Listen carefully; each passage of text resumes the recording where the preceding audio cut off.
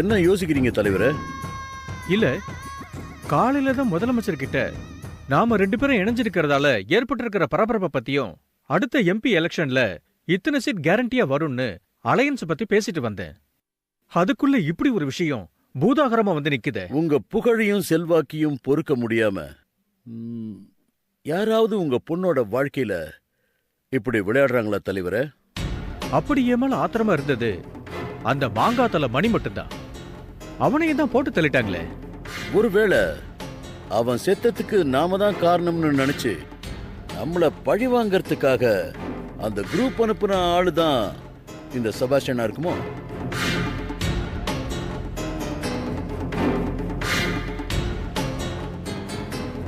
இந்த செபாஸ்டியன் யாரு, என்ன பண்றான்னு இதுவரைக்கும் விசாரிக்கல இல்ல? இல்ல. முதல்ல அத விசாரிக்கலாம் வா. வாங்க. ஓகே ஓகே, சரி சரி, தேங்க்யூ. நான் அப்புறமா உங்ககிட்ட பேசுறேன். Thank you sir. என்ன நேத்ரன், யாருக்கு ஃபோன் பண்ணிட்டு இருக்க? கோவாவில் லிட்டில் ஹார்ட்னு ஒரு ஹோட்டல் இருக்கு. அங்கதான் செபாஸ்டியன் வேணி கூட தங்கினதா சொல்றாங்க. அந்த ஹோட்டலுக்கு ஃபோன் பண்ணி விசாரிச்சேன். இவர் சொல்ற டேட்ல இவரும் வேணியும் அங்கதான் தங்கினதா ரிசப்ஷன்ல சொல்றாங்க. அந்த பேர்ல ஆளு தங்கினதா தானே சொல்றாங்க. இவர் தங்கினதா ப்ரூஃப் இல்லல்ல. ஓஹோ, உங்களுக்கு இப்படி ஒரு சந்தேகம் இருக்கா? கொஞ்சம் இப்படி வாங்க. அப்படின்னா நீங்க இப்பவே நேரா கோவாக்கு புறப்பட்டு போங்க.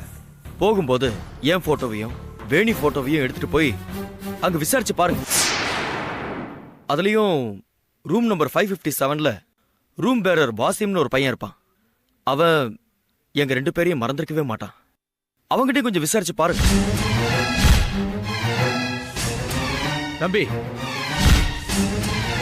இனிமே நீ உன்னை ப்ரூவ் பண்ண வேண்டிய அவசியமே இல்ல, புரியுதா? ஓகே மாமா.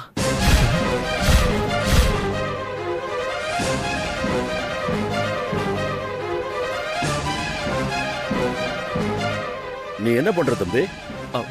அப்படின்னா அதான் பூவாக்கு என்ன தொழில் பண்றேன்னு கேக்குற. அனாதை விடுதி நடத்துறேன். அனாதை விடுதியா? ஆமா. அத நடத்தி எங்க பொண்ணுக்கு சாப்பாடு எப்படி போடுவ? அதெல்லாம் என் மாமா பாத்துக்குவாருன்னு வேணி சொல்லியிருக்கா.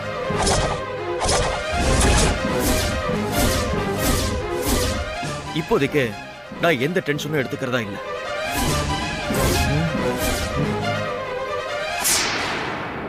வேணி மாமாவுக்கு ஒரே பொண்ணு. அவளை கண் கலங்காம ஒரு பூவை பாத்துக்கிற மாதிரி தம்பி, அனாதை விடுதியோட அட்ரஸ் சொல்லு. நம்பர் 47 சபாபதி தெரு, சாலிகிராமம், சென்னை 93. ஏசிபி, அவ சொன்ன அட்ரஸ் தெரியுமா? தெரியும் சார்.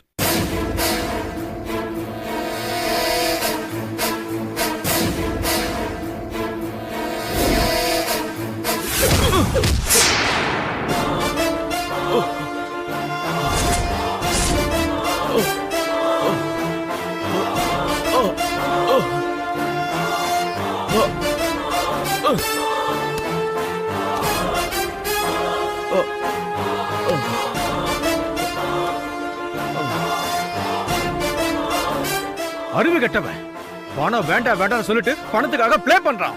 ஏசிபி சார், இவன் அட்ரஸ்க்கு போயிட்டு இவன் யாரு என்னன்னு விசாரிங்க. Yes sir. போகும்போது அந்த போட்டோவையும் எடுத்துட்டு போங்க. அங்க வேணியா இருக்கா தெரியுமான்னு கேட்டு விசாரிங்க. Okay sir. என்ன தலைவர பட்டு நடிச்சிட்டீங்க? பொட்டுன்னு போயிட்டா என்ன பண்ணுவீங்க? போகட்டுமே, உனக்கு என்ன பிரச்சனை? நீ பதறத பார்த்தா இவன் நீ அனுப்பின ஆள் மாதிரி தெரியுது. ஐயோ, என்ன தலைவர இப்படி சொல்லிட்டீங்க? பின்ன எப்படி சொல்லுவாங்க? இங்க பாரு, இவன் கதையை எப்படி முடிக்கதான் போறோம். உன் புள்ளதான் இவன் வாரிசுக்கு அப்பாவா இருக்க போறான். மென்டலி பிக்ஸ் ஆயிடுங்க. நமக்கு இதெல்லாம் சகஜம் தானே, புரிஞ்சுதா?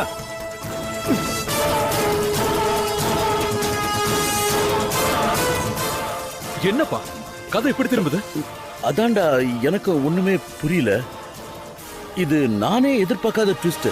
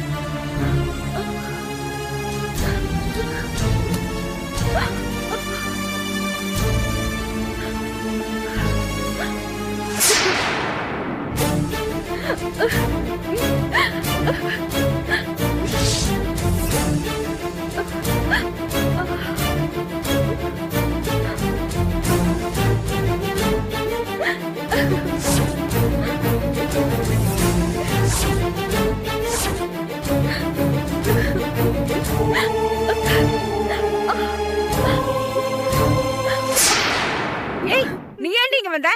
ஏய், நீ சும்மா இரு.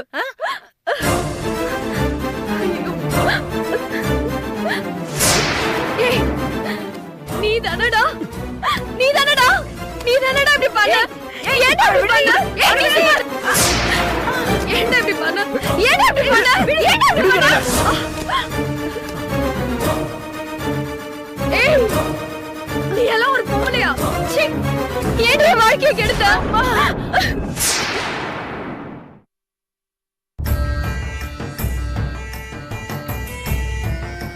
சார், டாக்டர் நான் சொன்ன சைக்கியாட்ரிஸ்ட் இவர்தான், டாக்டர் ஸ்வரூபன். வணக்கம் சார். வணக்கம். இங்க ட்ரீட்மெண்ட்டுக்கு வர்றது கான்ஃபிடென்ஷியலா இருக்கும்ல? கண்டிப்பா சார். தகவல் எங்கேயும் வெளில போகாது. ஸ்வரூபன் ரொம்ப நம்பிக்கையான ஆள் சார். டாக்டர், நீங்க உள்ள போங்க. பேஷண்ட் உள்ளதா இருக்காங்க. நான் எல்லாமே சொல்லியிருக்கேன். நீங்க உடனே பேச ஆரம்பிக்கலாம். Okay madam. தேங்க்யூ. நீங்க ஒன்னும் ஃபீல் பண்ணாதீங்க. நீங்க ஒன்னும் கவலைப்படாதீங்க. ஓகே டாக்டர், ரொம்ப தேங்க்ஸ். இப்போ எதுக்கு டாக்டர் சைக்காட்ரிஸ்ட ரெஃபர் பண்றீங்க? வேணிக்கு வந்திருக்கிற சிச்சுவேஷன் வாழ்க்கையில எந்த பொண்ணுக்குமே வரக்கூடாது. தாயறியாத சூழ் கிடையாதுன்னு சொல்லுவாங்க. ஆனா வேணிக்கே தெரியாம அவ கர்ப்பமா இருக்கான்னு நினைக்கும் போது உங்களுக்கு வேண்டாத யாரோ துல்லியமா திட்டம் போட்டு இந்த காரியத்தை பண்ணிருக்காங்க. அந்த எதிரிகளுக்கு செபாஸ்டியன் ஒரு பகடக்காயா ஆயிருக்கானோன்னு தோணுது.